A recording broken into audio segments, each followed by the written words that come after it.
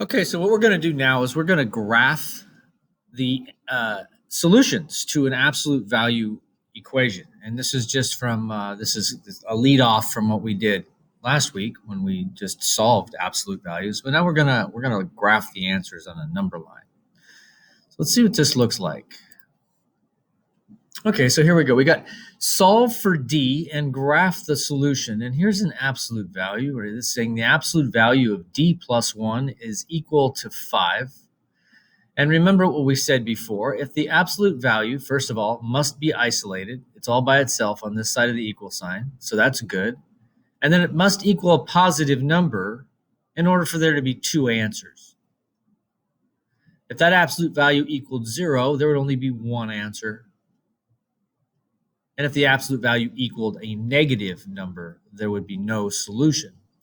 And since we're going to be plotting our answers here, then we're not going to run into a no solution. So let's get after this. So this is an absolute value equaling a positive number. So I'm going to be thinking about case 1. Well, case 1 is what we call the as is.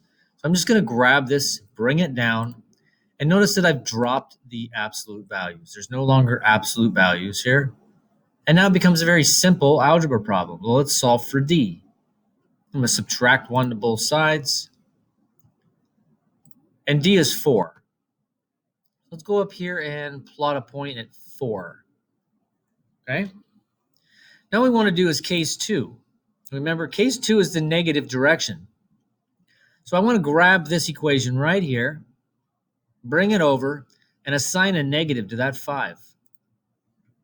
That's what that negative is indicating. I want to go in the negative direction now. So I'm going to make that negative 5. One over here was positive 5. Positive direction, negative direction. And now the algebra is the same as it was over here. Let's subtract 1 to both sides. And we get D is equal to negative 6. So let's plot a point at negative 6. So there are the solutions graphed to this absolute value. Again, we could throw these numbers in and check our answers, but that is the answer to this problem. So let's submit it, and great job. Okay, let's do another one.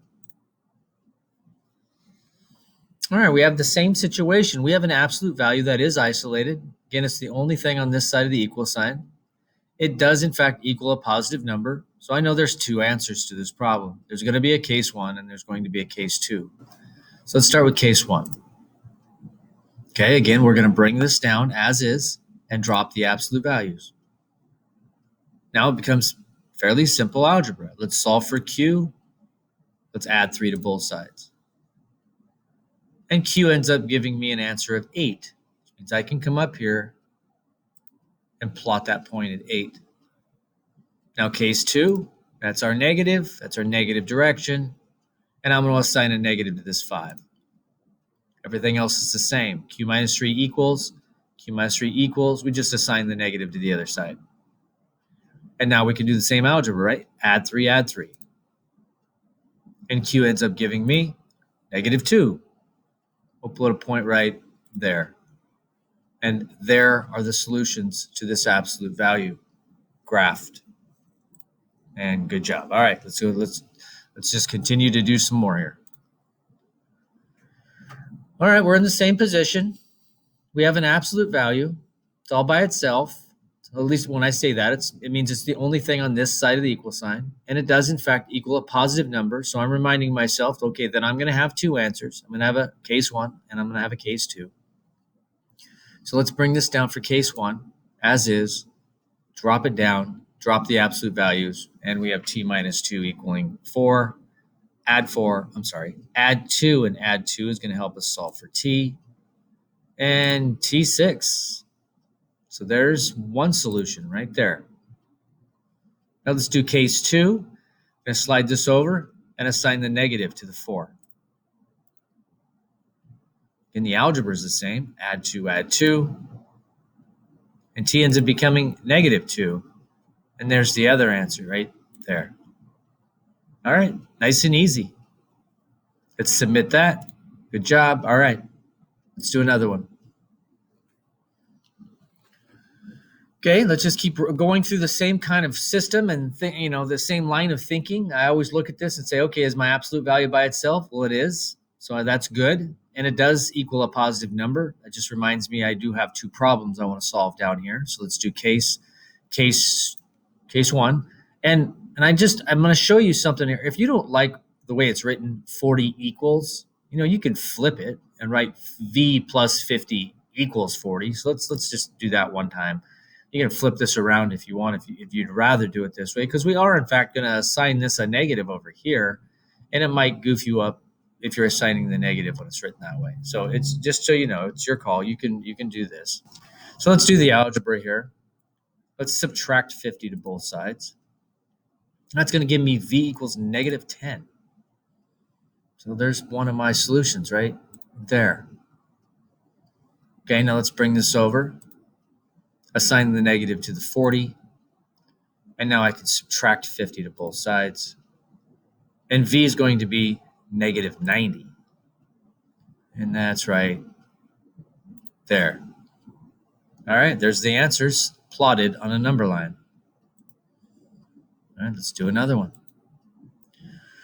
All right, well, this is the first time the absolute value is not alone. It's got a negative 7 with it. Let's bring that over here and think about what we can do with that. Remember, we cannot do case 1 or case 2 until that absolute value is what we call isolated. It's not isolated right now. I have to move this negative 7, and it's currently multiplied. It's being multiplied. What's the opposite of multiplication? Well, division. Only way I can move that negative 7 is to divide both sides by negative 7. 0 divided by negative 7 will give me a 0, and these negative 7s will cancel. So I'll write that right there. So this becomes 0 equals the absolute value of t minus 770.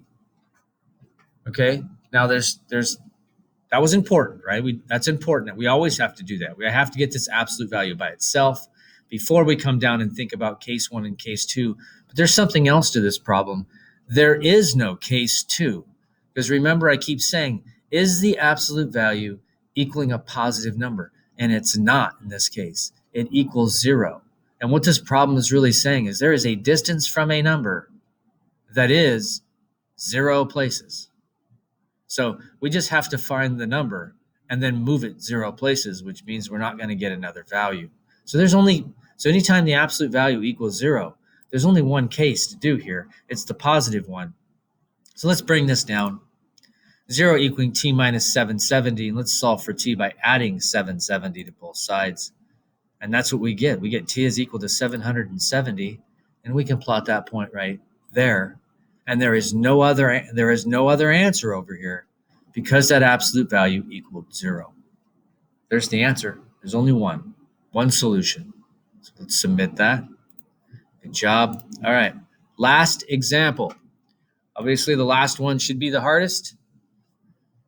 So we've got a bunch of stuff going on this side of the equal sign other than this absolute value. So up until this point, we've done a ton of algebra. So I'm just going to at least walk you through what we'd want to do. We want to get the absolute value by itself, which means we will ultimately subtract 9 to both sides, and then we'll end up having to divide both sides by 2.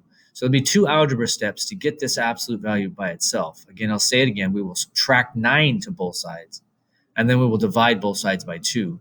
I got to move that positive 9, and I need to move that 2. So let's bring that over here and say, all right, so let's walk through the first part. If I subtract 9, I'm going to get 0 here. I subtract 9, I'm going to get 70 there. So let's write that. Almost got that by itself. Let's move this 2. If I divide by 2, these 2's would cancel. If I divided this by 2, I'm going to get 35. So now I have an absolute value equaling a number. It is positive. There will be 2 answers to this. And the absolute value is now by itself, so we can do it. So this is what we're bringing down for case 1. And there's 2 things of algebra here, right? We've got to move that minus 770, so we're going to add it to both sides. That gives me negative 7t equaling 805. Now we need to move this negative 7 by dividing both sides by negative 7. And t is going to equal negative 115. And there is our first answer. Same thing. Let's go over and think about what case 2 is. And we're going to grab this one and bring it over and assign a negative to that 35. Same thing. Same algebra as we just did right here. That's the luxury of these. When we get this algebra right, we'll just go over here and do the same algebra here. I want to add 770 to both sides. That negative 7t is going to fall. And that's going to be 735. I'm still going to divide both sides by negative 7. And t will equal negative 105, which is right there. And there are the two answers to this absolute value equation. All right, well done. Good job.